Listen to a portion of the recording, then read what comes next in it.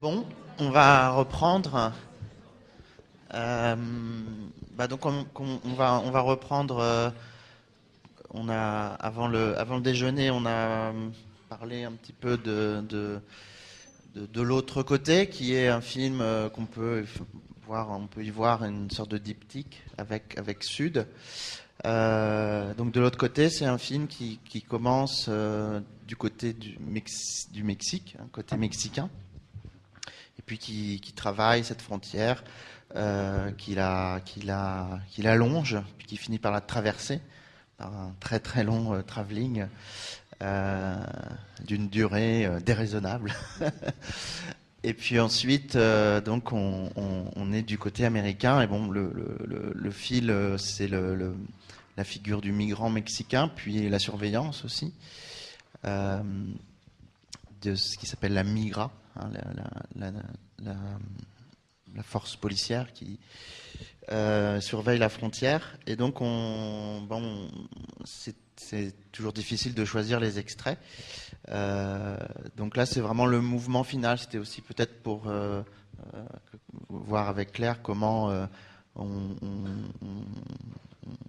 on lance le mouvement final d'un film, comment on le finit aussi, puisqu'on a parlé de comment on le commence avec ce plan qui vient comme une charpente pour le film. Euh, voilà, je ne sais pas si tu veux dire quelque chose sur de Je voulais l'autre côté. juste en fait rebondir sur, parce que tu parlais d'un travelling de longueur déraisonnable.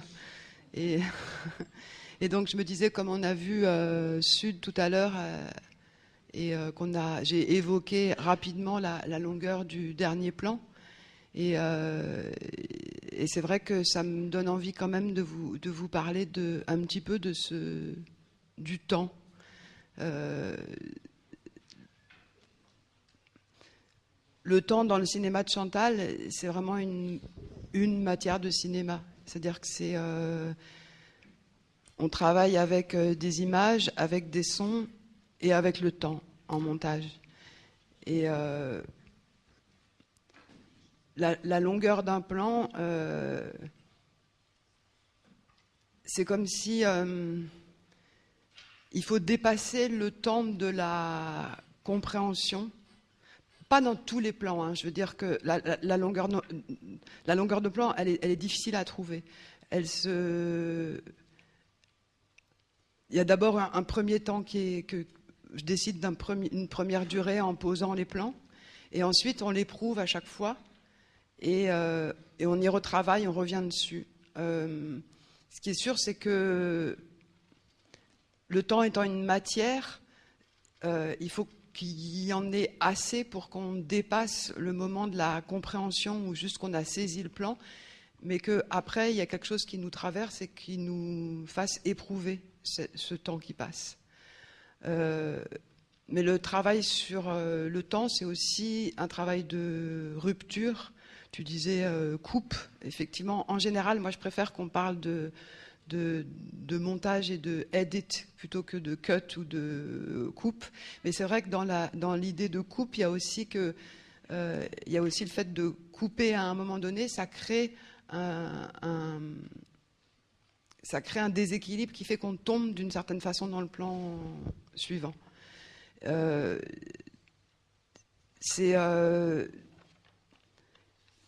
c'est le compositeur de musique John Cage disait lui que parce ce qui lui a amené à la musique, c'est qu'il a considéré lui aussi que le temps était une matière de musique, alors que jusque-là toutes les musiques avaient été composées sur des bases d'harmonie. Lui, il a changé et il a amené comme base narrative le temps.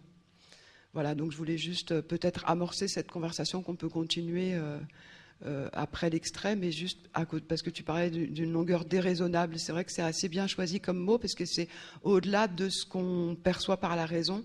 Et il y a des fois où c'est effectivement difficile à supporter, mais en même temps, c'est ça qui crée la tension et parfois le malaise, parfois ouais, la difficulté de rester là devant. Chantal aimait dire qu'elle ne voulait pas qu'on dise en allant voir ces films qu'on n'a pas vu le temps passer, parce qu'elle disait que si on disait ça, ça voulait dire elle avait volé le temps au spectateur et qu'au contraire, elle voulait bien qu'il soit conscient du temps qui passe. Bien, on va regarder donc l'extrait de l'autre côté, qui est donc la fin du film, ce qui est, bon, mais c'est un choix d'extrait.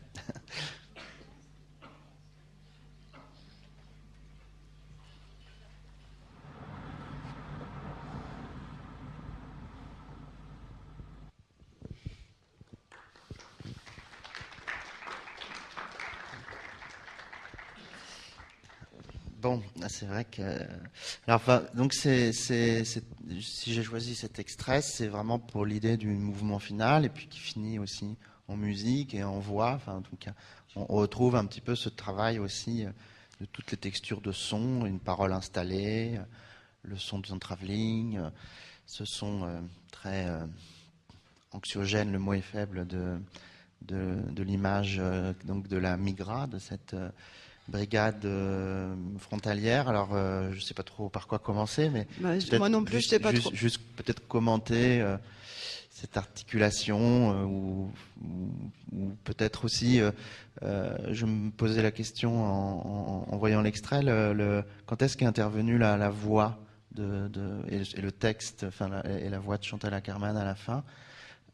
Le texte est venu se poser sur l'image déjà montée. Oui, le texte est venu se poser sur l'image parce qu'on avait, on a eu assez, j'allais dire assez rapidement.